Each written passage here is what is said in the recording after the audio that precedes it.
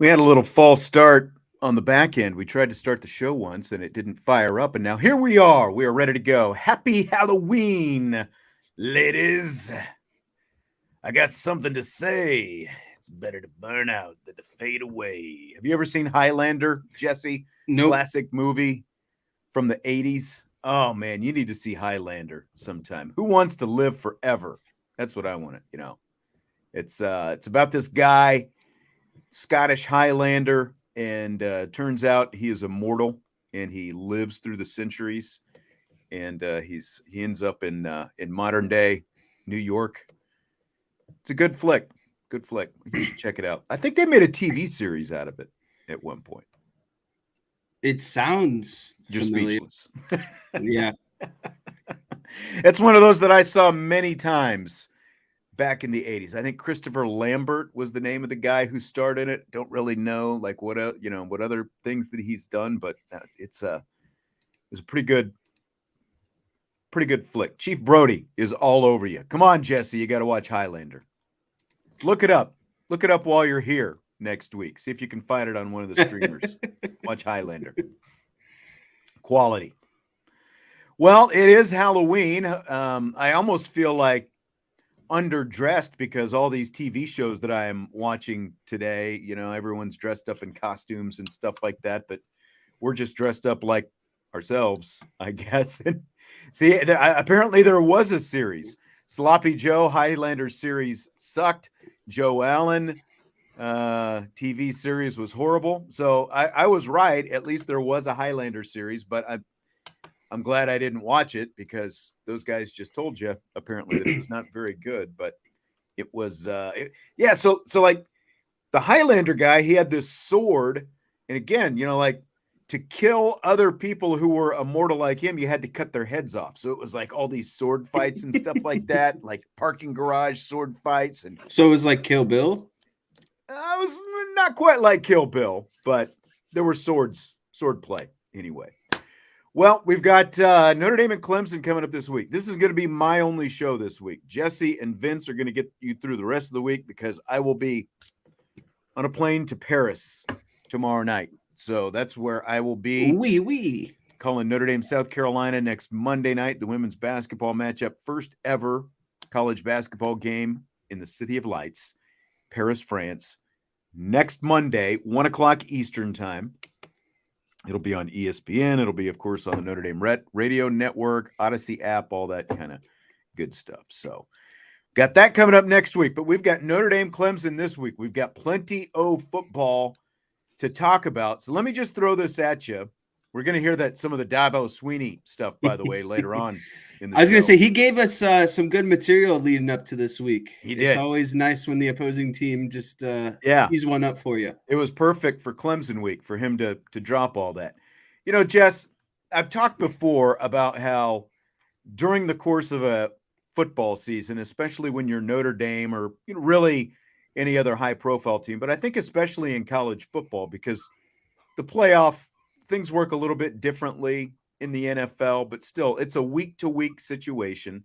Every game tends to be a referendum on something, whether it's the head coach, the defensive coordinator, the offensive coordinator, the quarterback, whatever it happens to be, because of the one-game-a-week nature and the length of a football season, every week tends to be a referendum on something. So my question to you as we start this thing off today, is this Clemson game this week the ultimate prove-it game for Marcus Freeman in terms of where his program is as he nears the end of season number 2? Yeah, so I looked at this in kind of two microscopes. One, you have preseason game and then, outlook, and now you have kind of, after both teams have gone through 8 or 9 games now, kind of looking at it at a much closer look. At the beginning of the season, I would say that this was marked down as one of those prove it games just because of, where Clemson has been in the past, and knowing kind of that upper echelon of college football, like Ohio State, Georgia, Alabama, Clemson. I think you would put in that upper echelon. But now that we've neared this game, I don't necessarily see it as a prove it type game anymore, just because of how Clemson has played, throughout the regular season. I think if Clemson had 2 losses or maybe a 1-loss team, then yeah, sure, it would be a prove it game. But the only thing that makes this game challenging, in my opinion, is that you're going on the road into an environment that is known for a good home field advantage. So I don't necessarily see this as a prove it game for Marcus. I see it as like, so the better way for me to put it is, there's 3 games left in the regular season for Notre Dame. I think that those 3 games combined are one prove it. I think a prove it series. Yeah, exactly. I think Clemson, Wake Forest, and Stanford is a prove it series. And step 1 along the series is obviously Clemson, because that's who you're playing first. I'm more so concerned about how Marcus Freeman finishes out the regular season as a whole, right? Because you can go from an 8-4 coach to a 10-2 coach, and you start looking at those losses. I think that there is definitely growth from the season before, and that's what you ask for, amongst the head coaches, that they're showing continued growth season after season. So I think there's more to be said of how Marcus Freeman finishes out these last 3 games, because if he wins this game and then loses the last game, then you would say that, that it like this, how could this be a prove it game, because you lost the last game of the season, right? So I just think all these last 3 games should be lumped into one, and they're all kind of prove it games in continuum or in series, I guess. I get what you're saying, and and I don't disagree with sort of the thesis that you made there, that you do kind of lump these all together. As Sloppy Joe, who, and by the way, I don't know if we've heard from Sloppy Joe before today. Not all 4-4 teams are made the same. 3 of Clemson's 4 losses are by 1 score, 2 losses in overtime. Can't overlook. I don't disagree with that. Yeah. But this just isn't the Clemson of the past. I guess that's the biggest thing I'm getting at. And that is why I think this is still a huge prove-it game for Marcus Freeman, because if Clemson was the Clemson of last year and 2 years ago, this obviously on paper looks like a much more daunting task.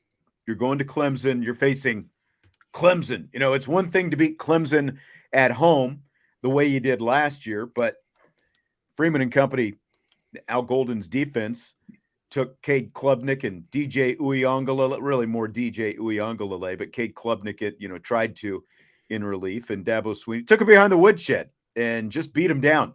But now you've got to go on the road, and this game does look different because it's a 4-4 Clemson team and not a Clemson team that's on its way to double-digit wins. Like even last year, Clemson rather was a top 10 team at the time they played. They didn't end up in the top 10, but they still won double-digit games at the end of the season. And I think this is a prove it for Marcus Freeman because, one, you've got to go on the road where you haven't played your best football. They've definitely played much better in their home games than they have played on the road. Their last road game was 5-turnover fest, a beat-down loss at the hands of Louisville. So if Louisville can do that to you, even a Clemson team in its down year should be able to do that to you. And just because, again, Clemson is 4-4 doesn't mean you're going to overlook them. They're going to have a really good defense.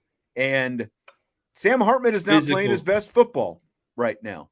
And he's got to prove that he can come out.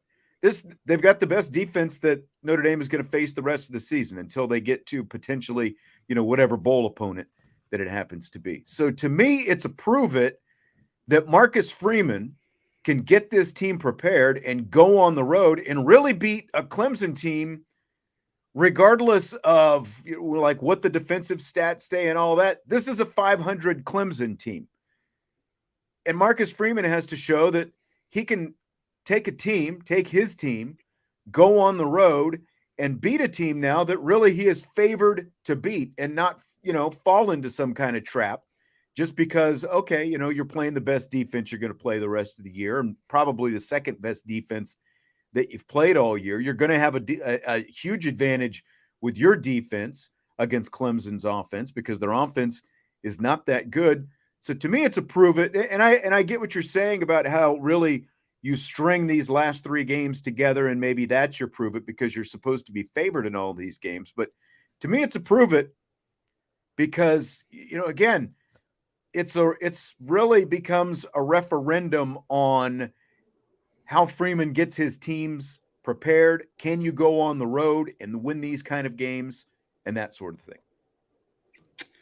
Yeah. And it's interesting hearing you kind of lay it out in that manner, because there's a lot of it that I essentially agree with. And I think the main thing that you're hitting at here is Notre Dame is favored to win, but you're still going on the road against a team that has the talent to beat you if you're not careful, if you don't do the things that you're supposed to. And so in that manner, it does become a prove it game, because in these situations in the past where Notre Dame is maybe favored, or, there's a slight hurdle or disadvantage, aka going on the road in a tough environment, the other team still has the talent, but Notre Dame needs to perform better and prove that they can consistently outperform some of these teams that are just mediocre at the end of the day, right? Like, they have enough talent, again, to beat you if you have an off day, but that's got to be the prove it of Marcus Freeman can't have off days anymore. He has to consistently bring his team and the best version of his team, no matter if it's 7 p.m. at home, noon on the road, beginning of September or end of November.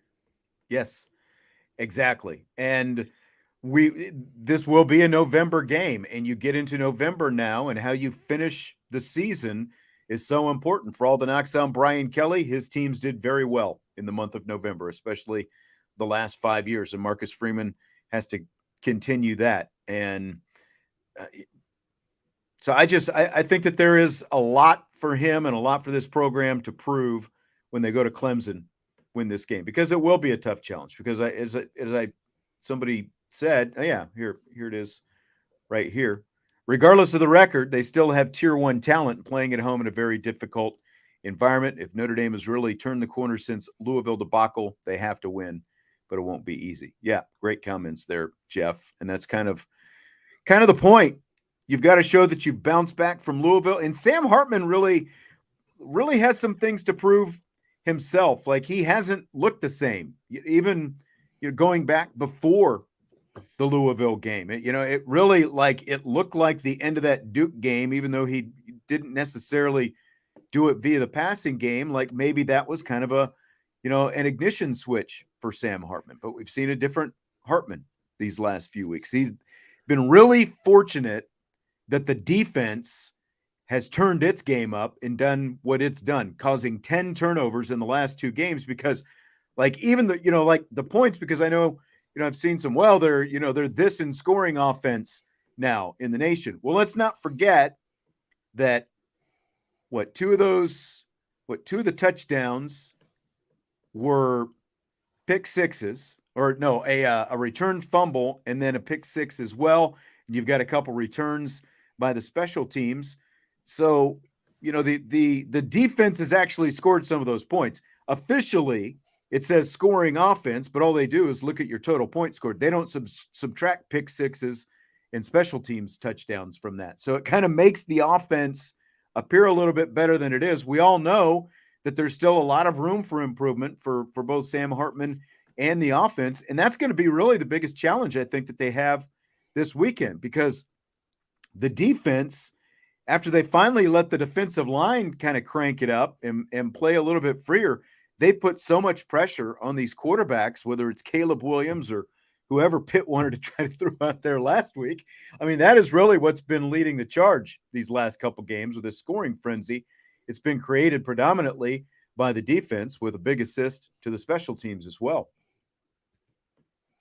Yeah, I think that the defense has done a tremendous job of getting pressure and providing more relief to an already very talented secondary. We saw it against Caleb Williams, and we saw it again against Pittsburgh. Is, when you create havoc, you put the quarterback in bad situations and you force them into bad throws, and then your talented secondary can ultimately take over from there. And then getting back to some of the Sam Hartman comments, and this will kind of, I think we'll get into here a little bit when talking about, some of our next topics in Notre Dame quarterbacks. But, I what I fear most right now is that, and a lot of people have put it in the chat, 5 passing touchdowns over the last 5 games is really, really not good. And that's my point. Like we when keep you're talking, considering, who those opponents were as well. Yes. Because the Louisville should not have done what they did to Notre Dame. And even Duke, like when you look at what Duke, what's happened to Duke, and one of those touchdowns was a garbage touchdown against Louisville in bad time. So really it's like 4 touchdowns in 5 games. Exactly. So, again, I think that there's just a lot to prove. And when you consider the fact now, and again, it kind of backs up your point a little bit that it's not just Clemson, but it's also Wake Forest and Stanford, how they finish the season with these 3 games. But for Wake Forest and Stanford to matter, you have to go on the road and win this game against Clemson. And they've been the underdog the last few times they faced Clemson, and they've won some of those matchups. But now they're favored, even though they're not favored by a ton.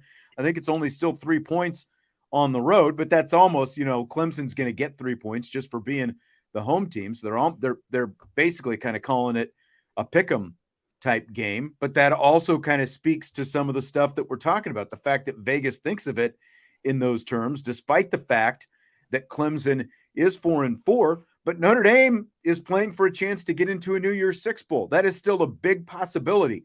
And there's a big difference between playing potentially Alabama in the Peach Bowl or LSU in the Peach Bowl, or, whichever and wherever it ends up being, and maybe Kansas in the Pop-Tarts Bowl.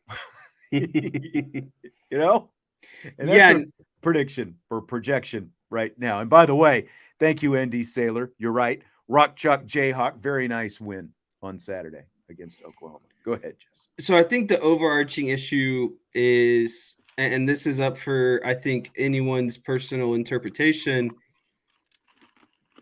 is Sam Hartman playing within the constraints that he's given, or is he trying to play outside of constraints and it's just not going well? Because I think Marcus Freeman is very aware of how good the defense is. I think he's very aware of that a lot of his skill players on offense are young guys, a lot of young wide receivers. And I would say that the biggest strength they have is their run game. Audric Estime is one of the top running backs in the country in terms of yards and touchdowns and yards per carry. And, just about every statistic, he falls at least top 10, if not top 5. And so if you're Marcus Freeman and you have a really good defense and you have a really good, a top tier, top 90% kind of run game, are you asking your quarterback, even with all of his experience, to peel it back a little bit? Well, I mean, we did see them take some shots last week. The shot downfield to Chris Tyree, the shot downfield to Tobias Merriweather, and they talked about they needed to get Tobias Merriweather more involved. So they still want him to do it. It's just confounding to look at it sometimes, because there are some opportunities there that it doesn't seem like Hartman is always kind of willing to pull the trigger. I think that that's kind of still out there for whatever reason. Yeah, it's just you kind of start looking at the stats between, last year's Drew Pine and this year's Sam Hartman. And really the only difference to me is, Drew Pine, like the touchdown numbers are on pace. Sam Hartman's just got a little bit higher of a tick in total yards, and his interceptions are down. But really, if you look at it, they're playing kind of the same style of quarterback. You're just interchanging a guy that has a bit more experience and a guy that has a little bit more of trust. So I don't know how much of this is a system kind of molded quarterback type scenario, right? Or again, is Sam Hartman just not playing his best and not reading, things as well as he has in the past? And look, there were some people who were down on Sam Hartman before this season ever started, and with the transfer, and it's like, this guy with all the, talking about the turnovers that he had and the, the interceptions at Wake Forest. And I mean, look, with a body of work and being able to see, we've seen him for 9 games now. We've seen good and bad from Sam Hartman. And I do think the good far outweighs the bad. So don't take this, in the wrong direction. I'm not like knocking on Sam Hartman, but at the same time, there is a reason that you're still around and a viable option to stay in college for a 6th year when you've been around and thrown as many touchdown passes as Sam Hartman did in his first 5 years. And maybe we're just seeing a little bit more of that now these last few weeks as Notre Dame. I mean, he played some good teams when he was at Wake Forest, but really he probably played, one big game a year, maybe 2, right? I mean, the stretch that he came out of, even though, again, Louisville was not nearly as good as what Louisville was that night. I mean, look at the disparity and like the whole Pittsburgh, Louisville, Notre Dame little triumvirate there. It's just very, very bizarre. But my point is, he never faced a 4-game stretch at Wake Forest like he came out of in that Ohio State to Duke to Louisville to USC type stretch. So you're saying that there's potential that the opponents, some of these tougher opponents, have kind of more settled down some of his inflated looking type numbers. Yeah. He's not playing in that same kind of system, obviously. Gimmicky type system, much more traditional system. I thought that just like his ability to read the defenses, again, when you look at the kind of throws he is willing to make versus the kind of throws he is not willing to make, longer versus shorter type stuff. And some, sometimes maybe like it seemed like early on he was really getting that ball out. But again, you're facing a different, much lower caliber of defenses that he was facing compared to what he got into in that stretch. Obviously, throw USC out of there. They were supposed to be a better team, but you know what I'm saying? And that was still a rivalry game and all that. But it just, I don't know.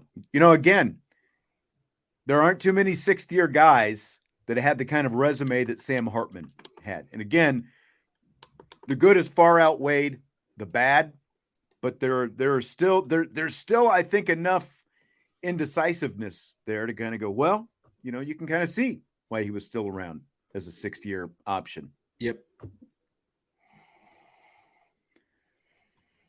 Jeff, I wanted to throw this up there. Jeff asked, your guys' level of confidence, they win Saturday. This is another stepping stone in the Marcus Freeman era.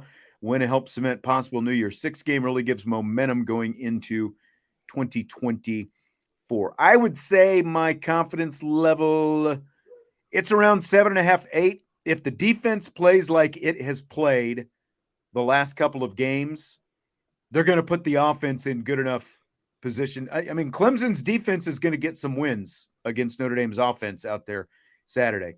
It's a lot of this is on Notre Dame's defense and really kind of forcing the issue, make Klubnik make some mistakes, that kind of thing. So I give it a 7.5, 8, my level of confidence. How about you, Jess?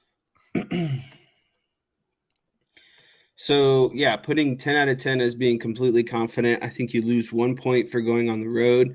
So that puts me down at a 9.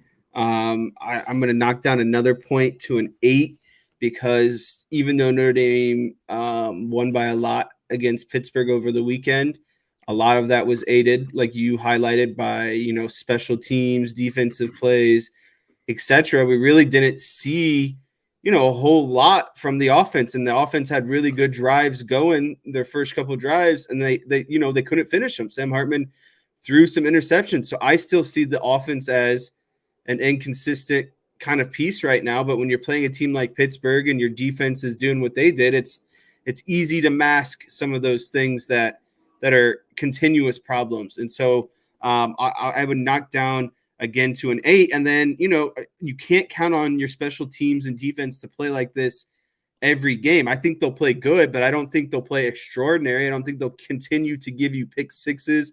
I don't think they'll continue to give you a punt return or a kick return for a touchdown. So that's where I fall down to like a 7 as well. And again, I don't think that Clemson is better than Notre Dame in any phase of the game, but for some of the reasons I just highlighted, like if your offense is still inconsistent, you have an off day defensively or special teams, that invites a lot of ambiguity. Oh my goodness, Ambiguity. ambiguity English. to the Do you game. speak it in and what? so that's where I'm at, a 7 out of 10. Okay, a couple of different things. Brent Smith, no, I am not saying Sam is going to choke. That was not even close to what I was saying. I'm saying, and I mean, look, I'm going to read you some of his numbers for the last two games. Now, Pitt looked respectable. 18 of 25, 288. If you just look at the line, he completed 72% of his passes. Okay. But no touchdowns and 2 bad interceptions. I mean, we can all agree those were bad interceptions, right? Is there any world where both of those were not bad interceptions? I don't think so. I think that the first one you might be able to get off with like Marcus Freeman talked about, maybe they weren't on the same page with the route or something like that, but it definitely was a little bit underthrown. USC, 13 of 20, 126 yards. Now, again, they got 3 possessions in plus territory, so they didn't have to go as far. Okay, 2 touchdown passes, no interceptions. Louisville, we don't even need to read the stats there. All you need to know is 3 interceptions, 2 touchdowns, one of them a garbage time touchdown. Duke, no touchdown passes. Ohio State, 1 touchdown pass. So when you go back and you look at these last 5 games, you've got 5 touchdown passes and 5 interceptions for Sam Hartman versus 13 and 0 in the first 4 games of the season against much puffier competition. And that's all I'm saying. As the competition has gotten better, the numbers have gotten worse and the play has gotten worse. All you need is the eyeball test. And again, I'm not saying that this is like, oh, we're borderline time to bench Sam Hartman, any of that, because someone else asked, do you think if Hartman struggles, Angeli gets a chance? No, I don't. Hartman is still the answer, but it's still like there's just something that's got to click for Sam Hartman, I think, to really get this offense going once again. Because then like David Jones said, but Sam has also had to deal with the offensive line playing subpar at times. Well, do you think that the offensive line at Notre Dame is worse than any offensive line he had at Wake Forest when he was throwing almost 40 touchdown passes a season? No, he's got a much better offensive line here than he has. He's got a much better running game that he has here. Wide receivers dropping balls. David Jones says every quarterback has dropped balls. Every team has that. So I'm not going to use that as an excuse. There's always going to be drop balls. And again, I'm not slamming Sam Hartman because I think the leadership that he has shown, just all the intangible stuff that he has shown, is above and beyond. It's exactly what you want in a veteran quarterback coming in here. It's just that for whatever reason, the play has not been up to the highest standard in these last 5 or so games. And I just went through all the stat lines: 5 touchdowns, 5 interceptions over the last 5 games. We've been sitting there looking at those season over-under numbers for the touchdown totals, and the games are shrinking now, and he's still sitting there on 18 touchdown passes for the season. We were all laughing at 26.5 as his number to open up the season, but he might be lucky to get there at this point, the way it's going. So I think what a lot of people are getting or might be thinking here is, that this is kind of a Sam Hartman bash or that we're being really critical of Sam Hartman. But, look at the 2 games that they lost in. Defense and special teams, I would say, did enough, right? I think the one position that you would say didn't really do anything explicitly horrible, but you might have expected more out of, is the quarterback position because of, Sam Hartman's experience, what he's done in the past. And I think if you get better play at just the quarterback position in both of those games, both of those losses are wins at the end of the day. And I think that's got to be the overarching kind of message from this is I don't think Sam Hartman was horrible in those games. I just don't think he simply did enough to bring them over the top. Right. And that's the difference in those games. And I know a lot of people, you might say, okay, defense was spotty against Louisville. Yeah, sure, but that's because the offense kept going 3 and out, and the defense was on the field consecutively in a very physical The defense matchup. got progressively worse in the second half because of the fact they were on the field so much against Louisville. That's what I mean. And so they gave up some plays, but they were fatigued at that point. I don't think Sam Hartman is playing bad by any means, and I think he adds a tremendous amount.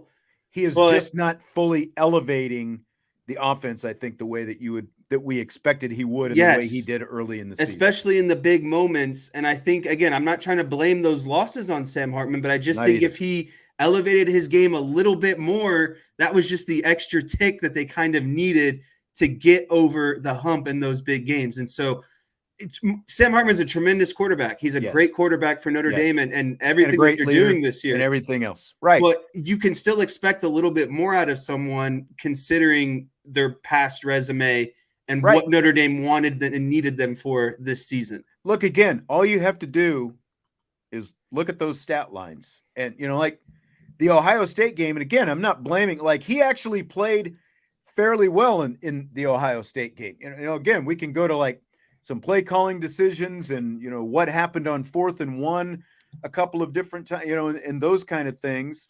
And, again, as I said, after the fact, the 4th and 1 on the sideline, he had the first down. There's no reason that should have been overturned. He had the first down, and that really changes the complexion of the game right there. There was a missed field goal that changes the complexion of the game. There were a lot of little things, and obviously the last 4.5 minutes changed the complexion of the game. But I said going into that game that Sam Hartman was like between the two quarterbacks, Hartman and McCord. Hartman is the guy that if you were going to put the game on one of the two quarterbacks' shoulders, that it would be Hartman. But as it turned out, who led the game-winning drive at the end? I mean, that's really the signature drive in Kyle McCord's career right now was the comeback at the end. At the end of that game, Ohio State was able to put it on Kyle McCord's shoulders, and they won the game. Unfortunately, it's the reason why Ohio State's can probably be number one in the rankings tonight when they come out, because they have the best notch on their resume. And why do they have that? Because Kyle McCord led a game-winning drive on the very last drive of the game. Right. Exactly. All right. I wanted to talk about Steve Angeli a little bit. And again, don't take that like not beating up Sam Hartman. I still think he's a really good quarterback, but I think we all can see that there's another level of play for him to get to. And, even though this offense, or even though this team has scored over 100 points in the last 2 games, 10 turnovers created by the defense, a couple of them returned for touchdowns, and a couple of special teams touchdowns have really swayed the numbers. It has been the defense that has been driving that over these last couple of games. What are you chuckling at? I don't think I've seen Notre Dame call a 3-man pressure since that 3rd and 19. Yeah, I mean, and rightfully so. They have released the hounds the last few games with the defensive line, and I really love it, the way that Al Golden has the direction that Al Golden has gone defensively since then. It has made a big difference, and he's letting these guys play, and they are out there playing, and they've just become a turnover creating machine. I love to see it. I mean, it's just, when Benjamin Morris and Cam Hart are out and your play slightly elevates or stays the same between Mickey and Christian Gray, like what more can you ask for from a defensive standpoint, right? Like I do agree with this. Like Matt Bohr and Giggity said kind of the same thing as well. His progressions are slow, as he goes through his progressions. I think it is a little bit slower than again, at the start of the season, it didn't look like that, but the level of competition, like you can say what you want about Pittsburgh, but that's still a defensive based team. And they've always got kind of that hard nosed scheme, and they weren't going to make things easy for anybody. But I do think that there's something to that, just the way, like the progression's not quite as quick as you would expect from a 6th-year guy who's been around, Let's talk about Angeli. So Steve Angeli, and how he should be used. been a fairly hot topic of conversation lately, especially as we just talked about Sam Hartman's play with the team having 2 losses. So I asked Marcus Freeman to evaluate what he saw from Angeli against Pittsburgh on Saturday, because we got to see Steve Angeli for basically the entire fourth quarter. So here's Marcus Freeman on Steve Angeli.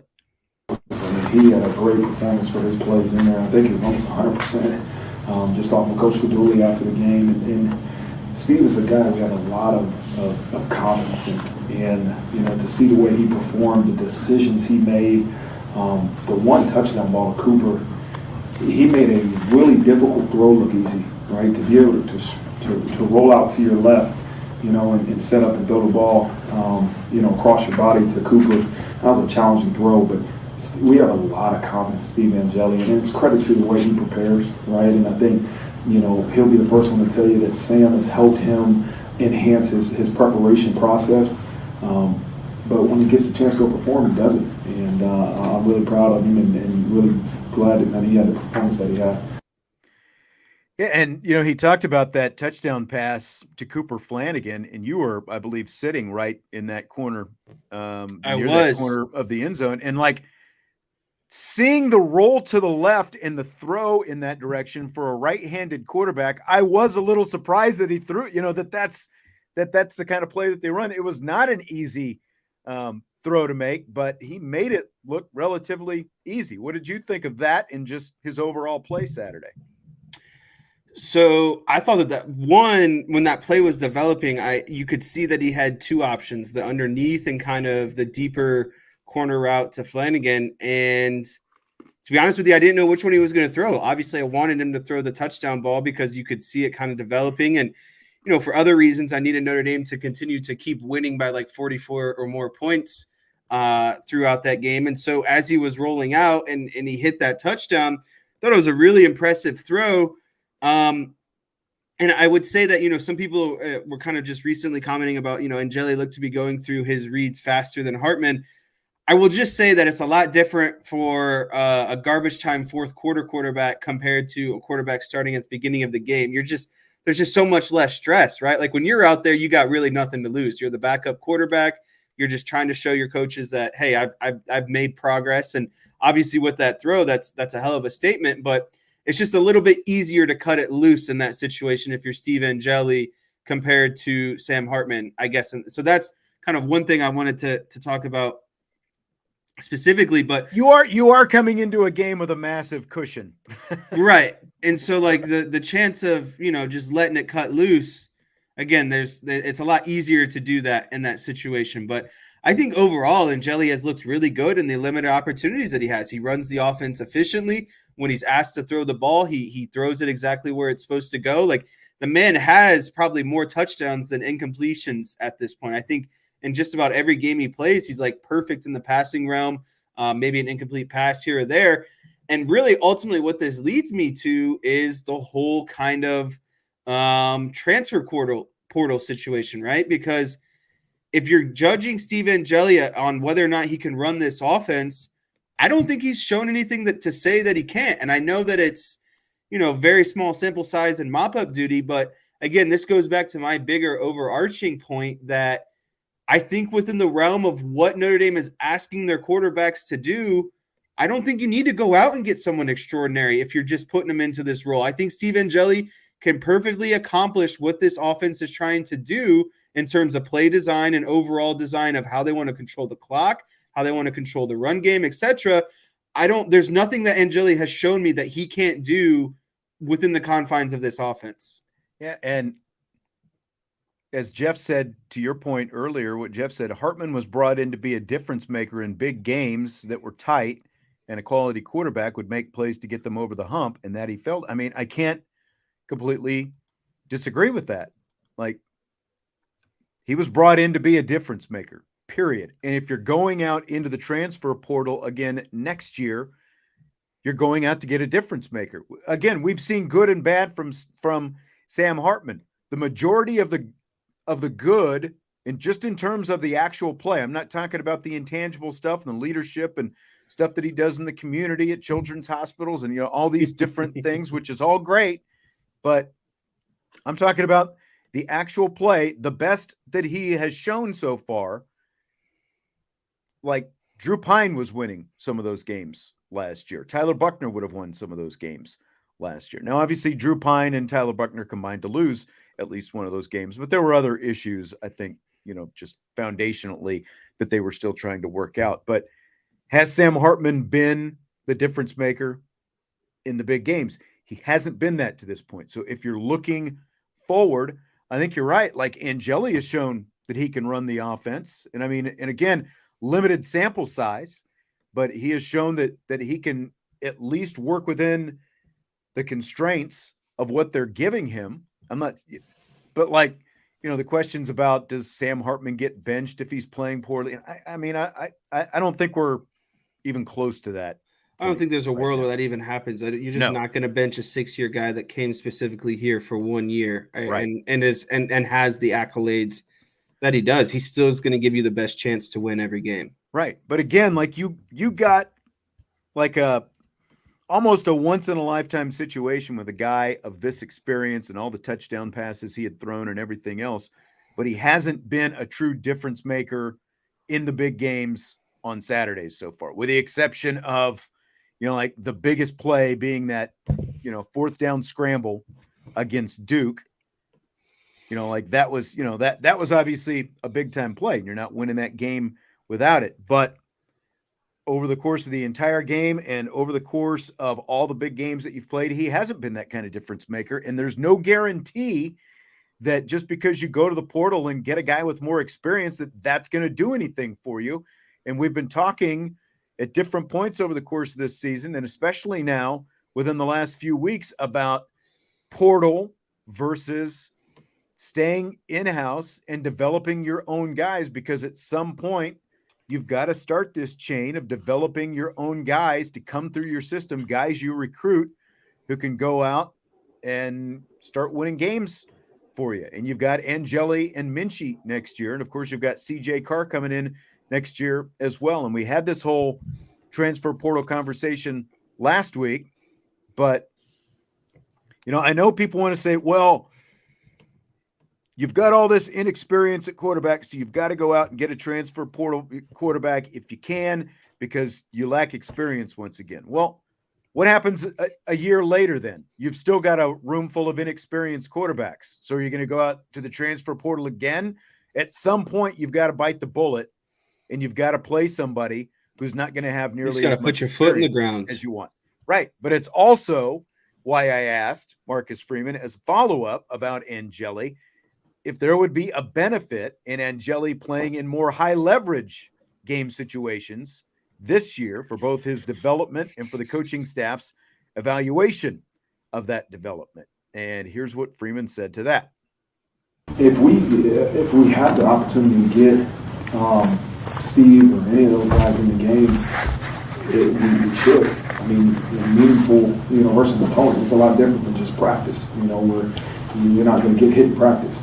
So anytime we can do that, we're definitely going to do it. Now, the number one objective is to make sure we win and we put our team in a position to be successful.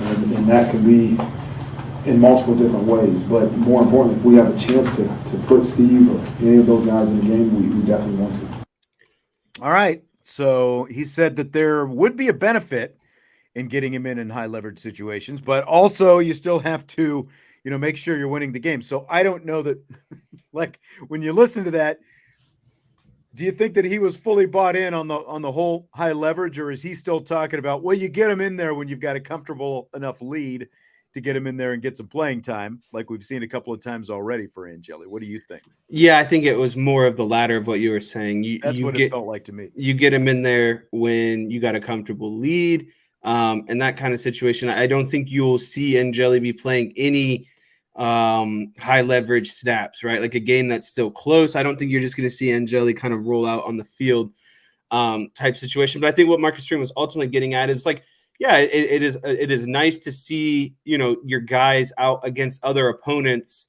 and do evaluation compared to, just practice and going against, the second string defense or the first string defense, whatever it might be, when Steve Angeli is getting reps. But I think there is nothing better than, in the limited opportunities, you want to see him high leverage to him for Steve Angeli is just getting into a game against another opponent, compared to just your own team and practice. So I think that is ultimately what Marcus Freeman was getting at. Yeah. Now, I think that there is some benefit, but again, like it's not going to happen this week against Clemson. You're not just going to work him in against Clemson. But at the same time, I think that games like Wake Forest and Stanford have the potential to give you the opportunity. Stanford's still just kind of in the back of my mind. I don't know if it's just because of last year or because of the comeback they had against Colorado, the new head coach and everything, but that one's kind of sticking it's in the back teeing of my up mind. Back to what was that, 2013 when Stanford beat Notre Dame at the end of the season to take away a more meaningful game, I think, ultimately, right? That's like kind of what it's setting up to feel like right now. Yeah. Paul with a super chat. Thank you, sir. He says, with the restrictions on transfers at Notre Dame, the pool is much smaller for Notre Dame to find a good fit for a QB transfer anyway. Well, true and not true. I mean, if you get an undergrad, that's the case. But if you go the grad transfer route, then you don't, the restrictions are not a concern at all, because with the grad transfer, you can basically get anyone as long as they've already got a degree. You're going to get them in. But it's, if they're an undergrad transfer, that's when things get a little bit stickier. And that's the kind of guy that they're going to be looking for, because you're going to be looking for someone who's probably got at least a couple of years of experience. And, everyone's talking about Riley Leonard. We don't even know for sure that Riley Leonard is going to be available. I don't think either one of us are necessarily sold on him as an option, especially as you apply it to, like, if you compare Riley Leonard to this system that Notre Dame has and the kind of quarterbacks that Notre Dame has, I don't see it as much. Cam Rising is, from Utah is like really, he's the most intriguing one to me if he were to become available. Yeah, I think that between Rising and Leonard, I think that Rising definitely brings much more to the table. I think they're guys who have very mobile, being mobile is a part of their game. But I think that Rising's got a much more stronger, accurate arm. And he's also played against, I would say, just a little bit better of like competition in some of those Pac-12 games. He's played in more meaningful type situations as compared to Riley Leonard. So when you're comparing the two, I don't think either is like a great fit for Notre Dame, but between the two, I think Cam Rising would be more intriguing. Yeah. James with an interesting point to make. If we're getting much better talent in the quarterback room, let's see what Geno and Jared Parker are made of. Also, a move to the portal says you don't believe in your quarterbacks and your quarterback coach getting it done. I mean, like, again, like I don't, there are some who believe that getting a portal quarterback is a must. There are others who believe that it's all but a done deal. Like they're going to go out and do it again. Like all you're doing is delaying the whole process by another year. These guys aren't going to have any more experience another year from now compared to what they're going to have going into next year, just because you go out and get another transfer portal quarterback. The only way they're going to have more experience is if you're willing to work them in, to like a series or two a game, kind of like what I was talking about with the Angeli question in higher leverage situation, like if you're going to work them in, but then again, now you've got a platoon system and all that kind of stuff. And that just never really seems to work. They're recruiting much better at the quarterback position right now than they were a few years ago. So I'm more on the lines of go with the guys you're bringing in, get them developed, and get them out there and go. I mean, Kyle McCord didn't have – now he had handfuls of experience. Basically, he had Steve Angeli type experience because he was getting in at the end of games, when C.J. Stroud and Justin Fields – like when I guess, no, it was more just CJ Stroud, I guess, like when those games turned into blowouts, Kyle McCord could get on the field and run a few plays and do that kind of stuff. But he didn't have any more high leverage type experience than Angeli. and things have worked out pretty well for him. Now, granted, the program is in a little bit different state at Ohio State because of the way they've recruited forever and forever, but CJ Stroud didn't have that much more experience. Justin Fields didn't have that much. They've done this, they've recruited well and they've plugged their own guys in year after year. You're shaking your head. So you agree? Yep. I got nothing more to add to that. Okay. All right. Are you ready for rapid fire then? Henry says I am. It's time for some rapid fire. All right. What'll tell more about the Irish this week, a win or a loss? I think when you're considering this week, what would tell more about Notre Dame, I think that a loss would tell more about Notre Dame because it would be falling back into bad habits or bad patterns. And if we truly believe that Marcus Freeman, as a head coach, is out of this kind of cycle of losing a game here and there that he's not supposed to, then I think that a loss would be kind of more indicative of some issues going on, because I think right now is that you're favored. You have a better defense, you have a better special teams, you have a better offense. You're supposed to win this game. The only hiccup is that it's on the road against an experienced head coach that has been terrific over the last 10 seasons. So, I just think that you have to win this game in order to not fall back into some bad habits that people have criticized Marcus Freeman about. Completely agree. And again, even though the name up there still says Clemson, it is not the same Clemson team. And I mean, they have shown that with losses to NC State and Miami the last couple of weeks. And the record is 4-4. They've lost to Duke. Now, was it a better Duke team than usual? Of course it was. But they've lost to Florida State as well, a good Florida State team. And again, a couple of overtime games. But you're supposed to win this game if you're Notre Dame. Notre Dame, across the balance of the schedule, has been a better team than Clemson has been this year. And for all the things that you just talked about, I completely agree. A loss would say more because then you're back to, well, now you're losing games that you're supposed to win. Even if it's on the road and even if it's against a quality defense and all that, it is not a quality offense. It is not a quality team across the board. It is a team that Notre Dame should beat. And so a loss would say more about where, things are with Marcus Freeman and this program right now, if they were to drop this game with everything that Notre Dame still has to play for this season. Yep. So Mitchell Evans is going to miss the rest of the season with a torn ACL. That leaves Holden Stays, Eli Raridan, Connor Flanagan, and of course Sherwood Davis at the position. Scale of 1 to 10, how big a loss is Evans?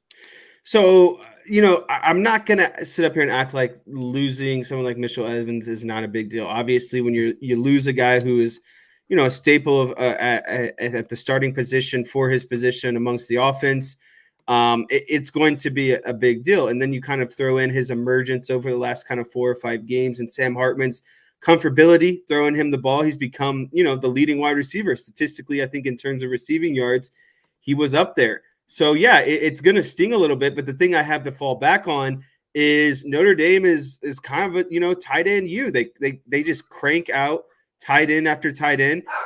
They have a ton of depth at tight end as well. So, again, it's not that it's not a big deal, like losing a very quality body and obviously someone who won the starting position at the beginning of the season. Yeah, but you still have a ton of depth. And you still have Eli Raridan, who is, amongst those tight ends, known as kind of the best overall tight end, the combination of a catcher and a blocker. And so, getting him back to full health definitely helps in terms of that depth as well. So I would put this at around, I'd say like a 6.5 is where I'd end up at the end of the day. I put it at around a 6. I'm in that same ballpark as well because of the things that you're talking. This is still a position group that is in really good shape. When Mitchell Evans was out earlier this year against NC State, Holden Stays had his best game of the season with, there have only been 200-yard games by an Irish pass catcher this year. And Mitchell Evans had one of them against Duke. Holden Stays had one of them against North Carolina State. And Stays has kind of disappeared. And I think that he has really a chance to reemerge. The thing with him is like he got being screwed on that touchdown against Pittsburgh. That's true too. Sorry. Like that bad pass interference call, that was actually ironically thrown against Mitchell Evans, but like a little bit of whatever, it is what it is. But my point is, I think that Holden Stays fully has the chance to kind of reemerge now and become the next tight end target.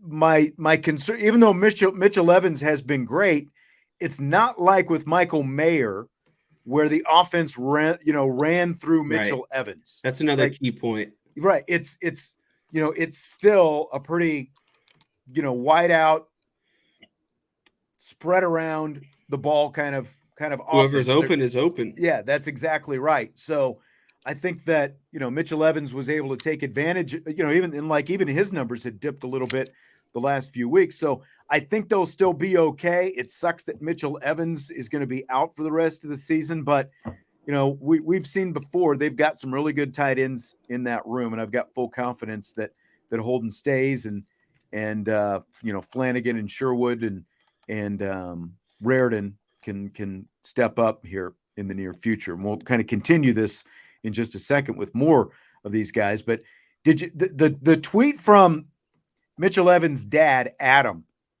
He tweeted this: "To all of you putting this on Coach Freeman, and I can't be more clear, STFU."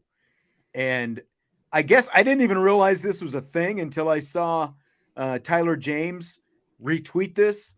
But apparently there were a lot of fans, coming at like Marcus Freeman because Evans was injured. Notre Dame's leading 37-0. Why is he still in the game? And all, I mean, it was the third quarter. You're like, what, about 2/3 of the way through the third quarter? By the fourth quarter, Marcus Freeman emptied the entire bench, but Sam Hartman was still out there. All the starters were still on the field. It's not on Marcus Freeman. It's anyone could be hurt at any time. It didn't have to be in a blowout situation. It's football. It could have happened at any time. So I completely agree. What did you think?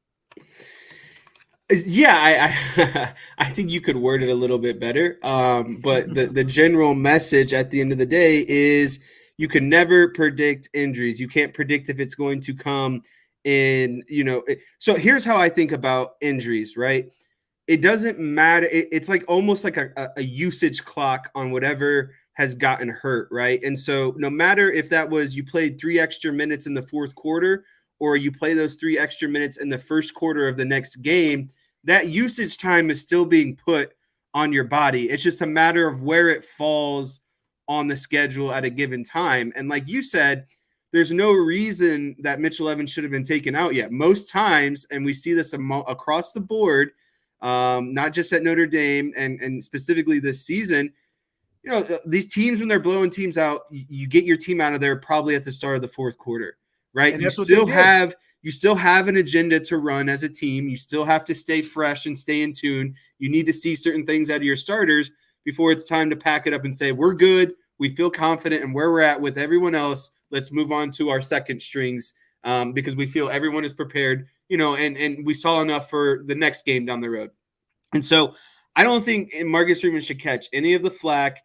Again, like I was trying to allude to is, injuries don't pick and choose when they want to pop up. They just happen, right? And so that injury could have happened again the first quarter next week, the second quarter the week after that, or maybe the fourth quarter against Stanford. There's no time clock for when those go off. So it's not a matter of, when it specifically happened. It was a matter of just kind of that specific instance and time and place on the field. So yeah, it's just a very unfortunate situation. And it just sucks that when injuries happen, there's always, someone to look to blame. Injuries happen because of freak accidents. There's literally usually no one to blame. It's football. It could literally happen on any play, and regardless of what the score is. And, again, it was still the third quarter, and I rewatched it today. There was still something like 5-6 minutes left in the third quarter when it happened.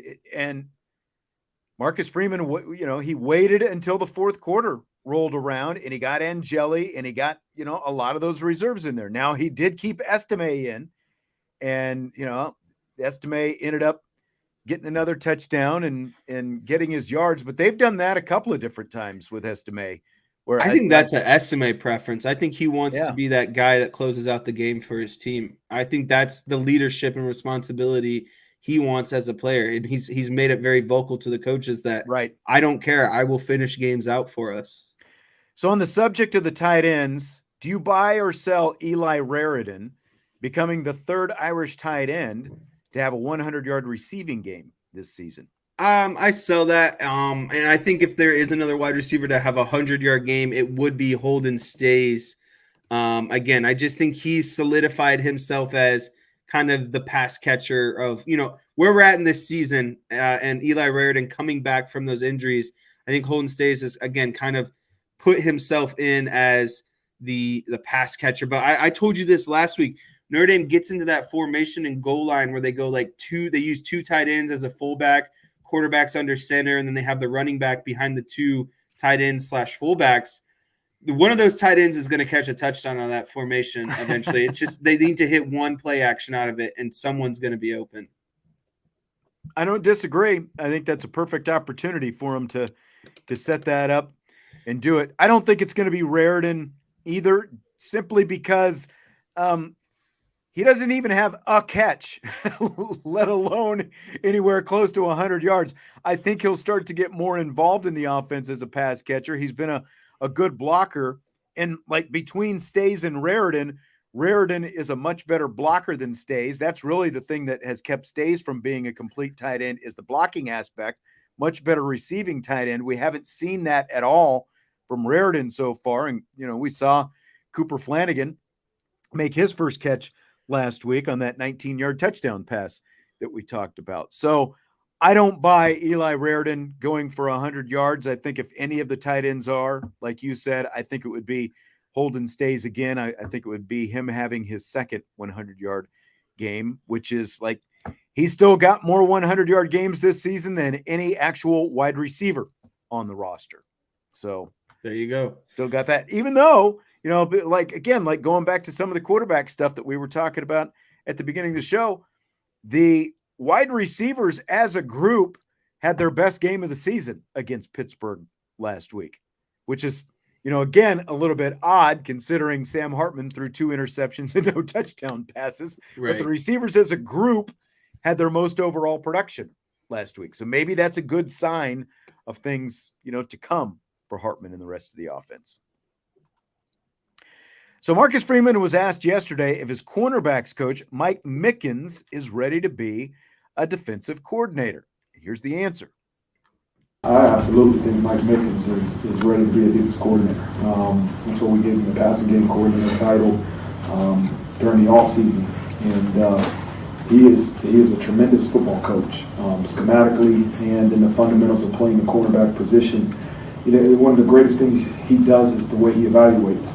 I've said this story before, but at Cincinnati, I wasn't standing on the table for Sauce Gardner when we started recruiting, and Mickens did. Mickens said, "This is the guy that we need here," and we knew right away that when he got to campus, man, he's special. And the same thing goes for the guys in this room now. He's a great evaluator, and then he's a great developer of the cornerback position. But as far as the schematics, he has a brilliant mind. And they're all in that defensive room collaborative on the game plan. But I firmly believe Mike Mickens is ready to be a defensive coordinator. So 2-pronged question here. If Al Golden were to leave to become either a head coach in college or a defensive coordinator in the NFL, do you promote Mike Mickens? And the other thing is, if Golden stays for at least for another year, what do you do with Mickens at that point if this is a guy who you think is ready to be a defensive coordinator? Yeah, so if Al Golden leaves, first question, based off of everything we just heard from Marcus Freeman combined with the growth and development that we've seen out of the cornerback position from Mike Mickens, I think all signs lead to or indicate that he would be ready to be defensive coordinator, because like he said, where has Notre Dame excelled the most on their defense this year? In the pass game and at the cornerback position and their safeties. That's all led by Mike Mickens, right? And so I think, and again, if you combine that with everything that Marcus Freeman has said about him, knowing He's seen Mike Mickens in meeting rooms. He's seen him in his preparation, etc.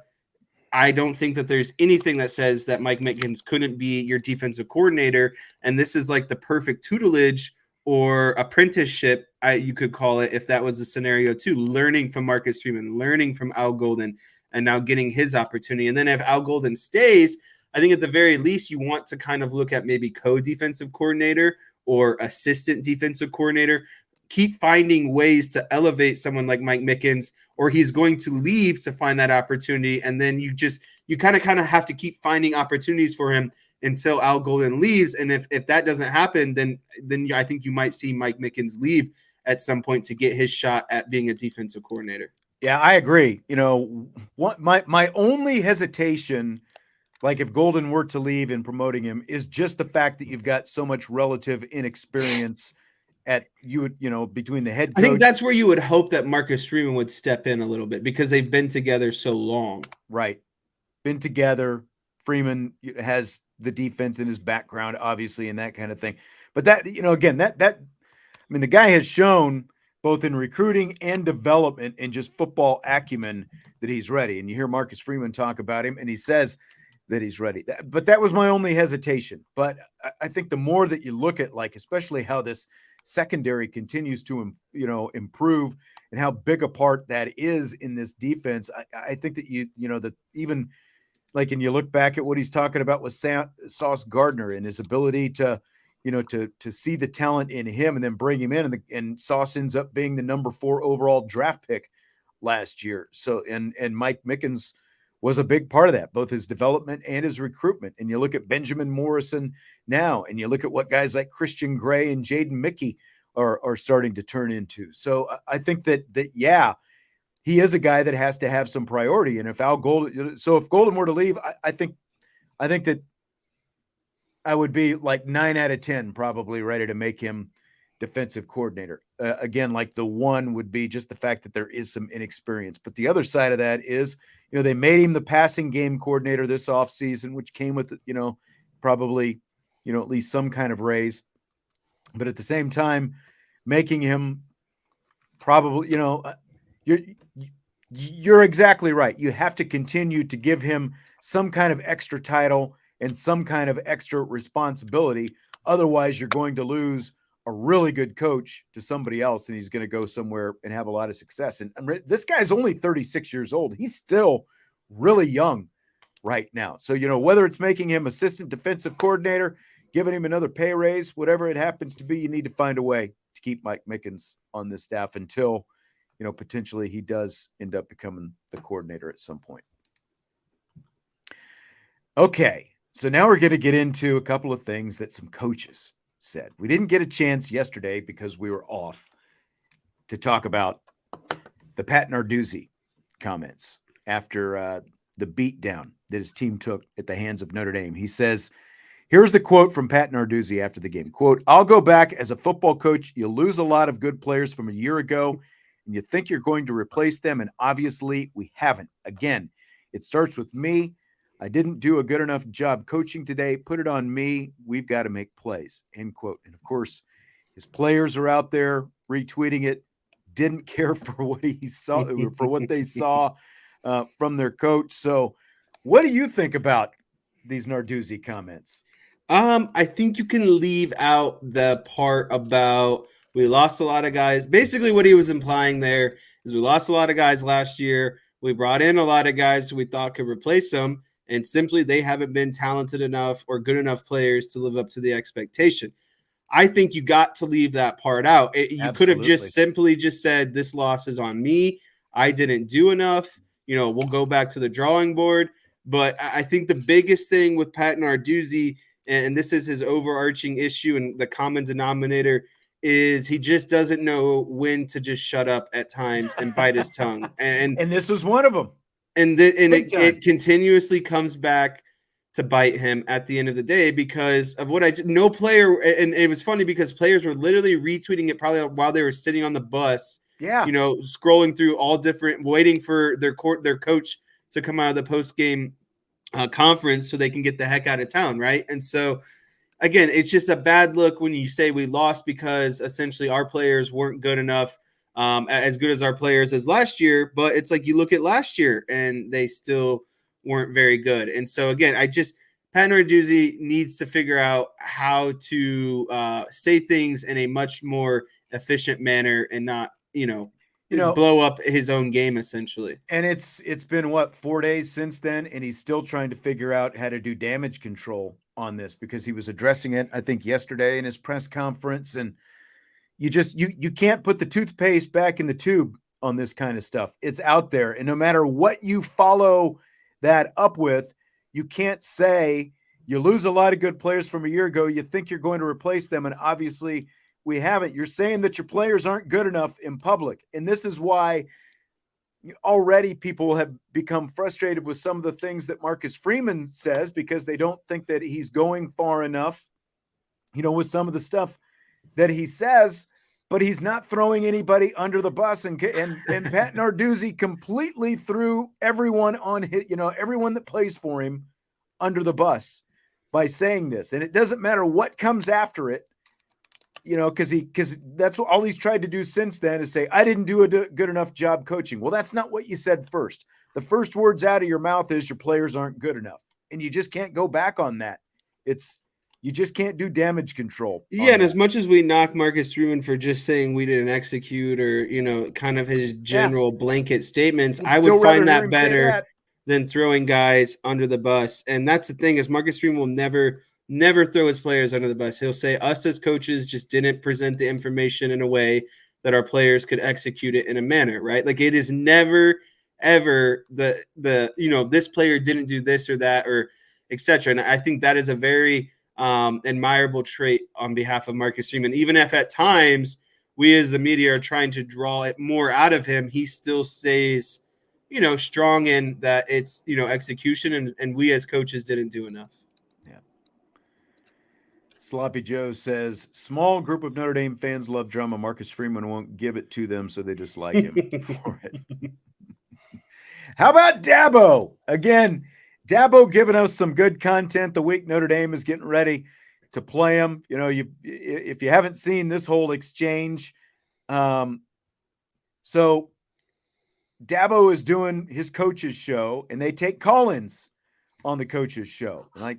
Like shocker, like down in the South, apparently they still do this, where Nick Saban's taking calls and Dabo's taking calls. And so this guy Tyler calls in and asks him why he's being paid over $11 million to go 4-4. And so Dabo shoots back, and it was a pretty long exchange. The whole thing, from the time Tyler starts talking until the clip that was put up, yesterday, anyway, it's like 6.5 minutes worth between that and Dabo's response. So I've got kind of the part where it starts with the tail end of what this Tyler guy is saying, and then about the first minute or so of Dabo's response. So again, like, you can hear a little bit more context than some of the initial comments from Dabo that were being put out there on social media. Are we paying you $11.5 million to go 4-4? And it's not just this year. It's been, just the refusal to accept. All right. What's this guy's name? Tyler. Hey, Tyler. I've listened to enough of you, Tyler. Listen, you can have all your opinions that you want. All right. I don't know how old you are. Don't really care. All right. But let me tell you something. We won 11 games last year, and you're part of the problem, to be honest with you, because that is part of the problem. It's people like you that all you do is the appreciation. The expectation is greater than the appreciation.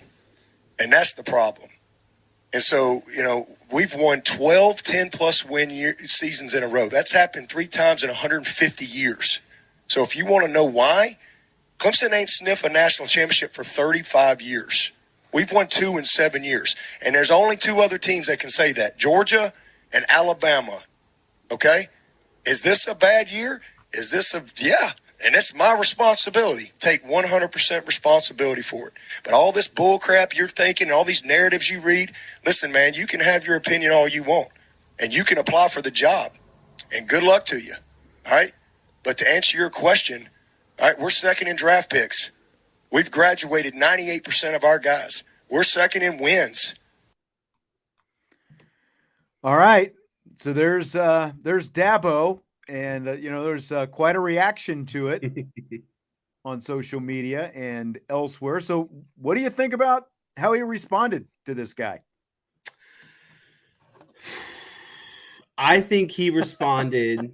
So the way that this question was posed should not have been posed in the minute. I think there is truth or validity to what the question at hand was, and I'll get to that here in a second. But I think Dabo is completely justified in exactly his response to this guy. Listen, like he said, Clemson hadn't sniffed a national championship in 35 years. Dabo has won 2 national championships.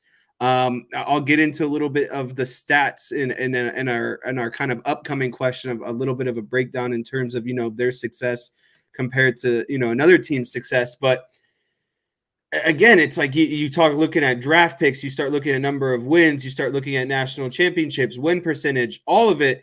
I mean, Clemson is up there, and I think the number one, the thing that he said that was most important is fans allow their expectations to outweigh their appreciation at some point, because at 5 years ago, 6 years ago, 7 years ago, this question never would have been asked because Dabo Swinney was just a god at Clemson, right? That he couldn't do anything more. He brought a program back and introduced national championships to a fan base. And I completely agree with what he said. The appreciation has completely worn off. And now suddenly you have one bad year after like 12 straight good years. And, there's just no more appreciation. It's just all expectations at this point. And I think the last thing I would want to say here is I said, if I were this fan, I would pose the question a little bit different. I think the way this question needed to be posed is, why are we paying you $11.5 million or whatever the figure is if you're not going to adjust to the coaching times or the current coaching landscape? That's the question that need to be pinned on Dabo Swinney, not the other general question, because I do think Dabo Swinney is doing a disservice to Clemson by getting them up to the point that he did and not continuing to play with the rules that college football is giving him. He's refusing to dabble in the NIL. He's refusing to dabble in the transfer portal, and that's what the game has evolved into. So why are we paying a coach $11.5 million if he doesn't want to play by the same rules that everyone else is playing by? I think that's a fair question to pose to Dabo Swinney. Dabo, again, like there at the end, he was like, okay, enough of this guy. He let him talk for 2.5 minutes. Like just in the clip that was posted, he let the guy talk for 2.5 minutes and ramble on and kind of repeat some stuff and, basically say, oh, I've been a fan my whole life. I deserve better than this, was kind of his whole point, really. And Dabo, he let him talk for 2.5 minutes and finally he said, okay, enough is enough. I'm going to get into this. I mean, just like with any other business, you get paid on, what you have done up until that point. Like Major League Baseball, the way they started doing their contracts with like phasing guys out around the time they get to 30, they used to, but like guys used to get these big fat free agent contracts based on, what they had done up until that point, their past experience. And baseball kind of phased that out. But I mean, Dabo is getting paid on the fact that just what he talked about there, they went 12 consecutive years of winning double-digit games. That had been done once previously in Clemson history, back-to-back seasons. They did it 4 straight times from 87 to 90. That was the only previous time they had won double-digit games in consecutive seasons.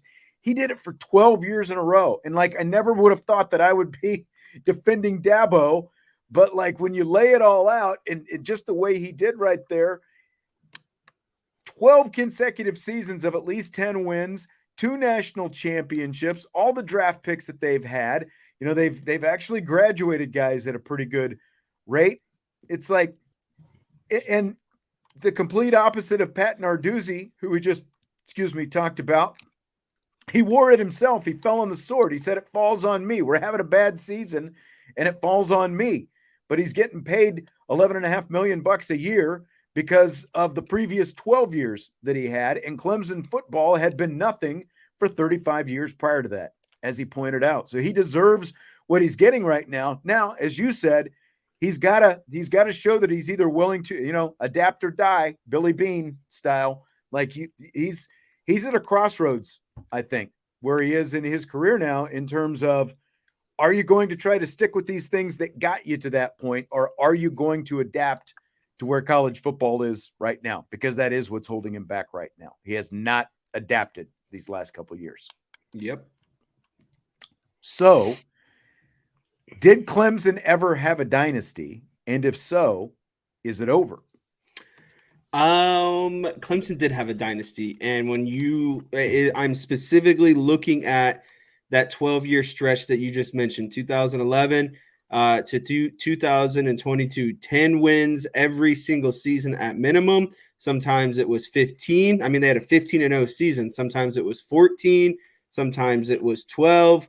Regardless, for 12 years, they had between 10 and 15 wins. I did a quick average of the amount of wins between those seasons. 11.8 wins they averaged per season for those 12 years.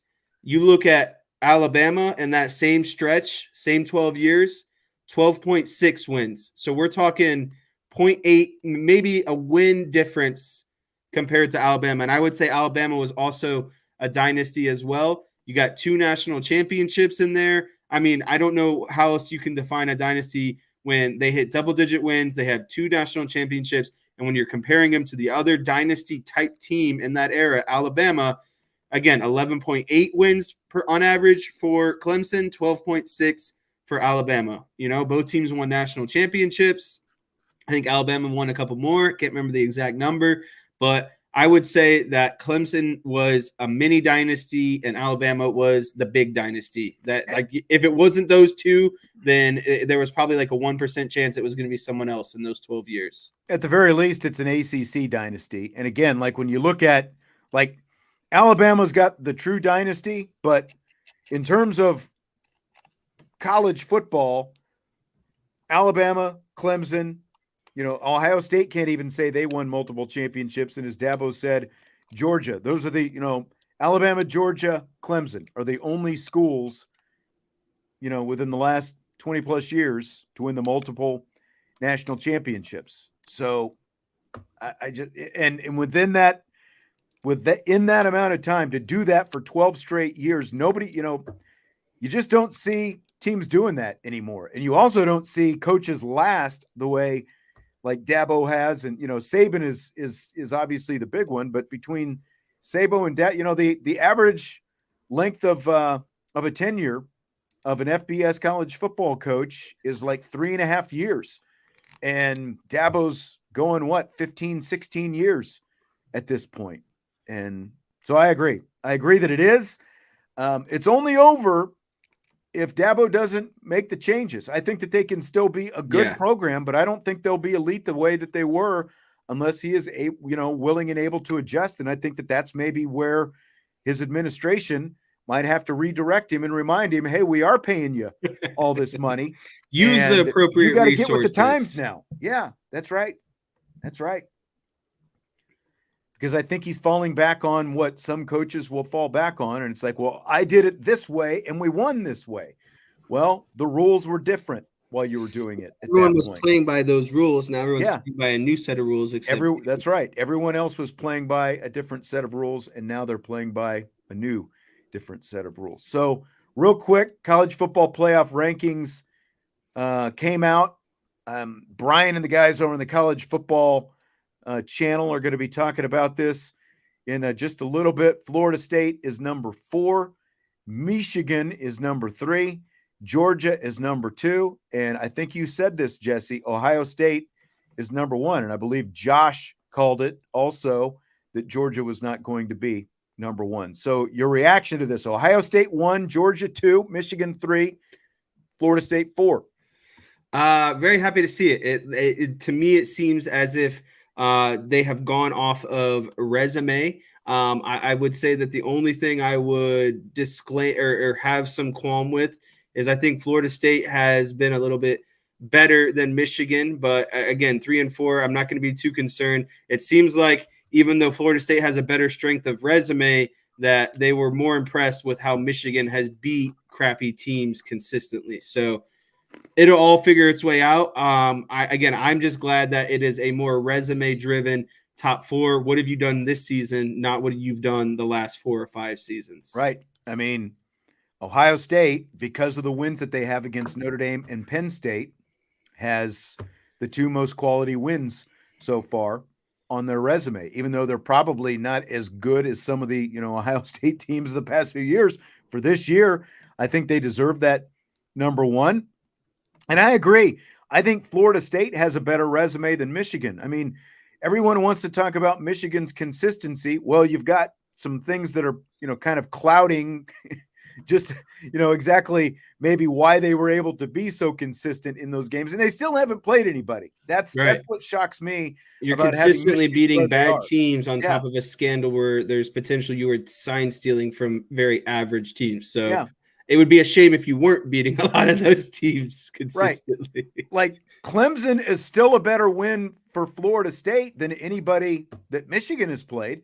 If you put Clemson on Michigan's schedule, I'm not sure that Michigan definitively wins that game, and Florida State's got to win over Duke as well. I think Florida State has a better resume than Michigan has. It's splitting hairs. They're all undefeated, 3 versus 4. And, the first ranking is never what the final one is when they punch their tickets.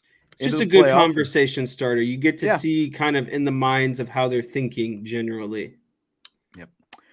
All right. Well, that's going to do it for tonight. Appreciate you being here. And again, Brian and the guys over on the college football channel are going to have more of a breakdown of the initial college football playoff ranking. So that'll be coming up here I believe they're going to start at 8:00. So they'll be doing that. So that's going to do it for me. Au revoir. I will talk to you next week, but Jesse and Vince are going to be here the rest of the week.